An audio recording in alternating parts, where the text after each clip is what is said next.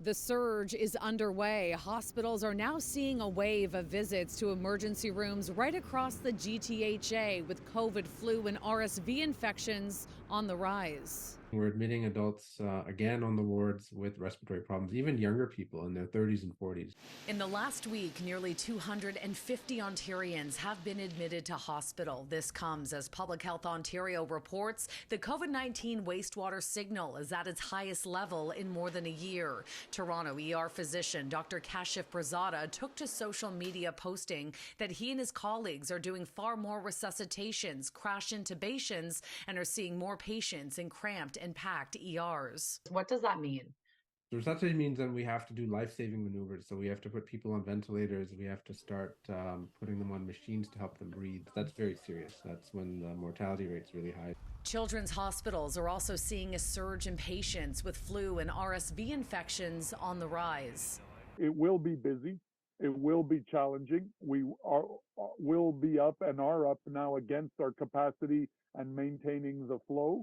With the virus season revving up a little sooner than normal, these doctors tell me hospitals are not yet in crisis mode like they were last year, when emergency departments were completely overwhelmed and children were sometimes waiting days for an ICU bed. The head of pediatrics at McMaster Children's Hospital tells me he believes they are better prepared.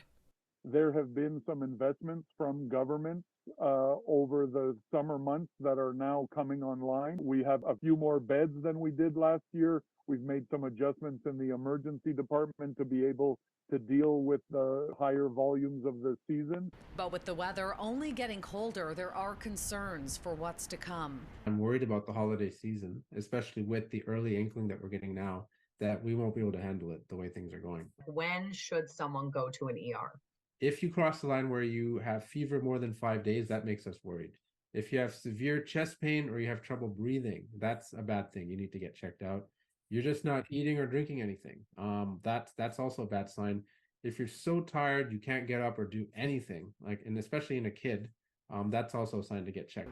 These doctors say now is the time to protect yourself. Get vaccinated, wear a mask in a crowded space, and if you're sick, stay home.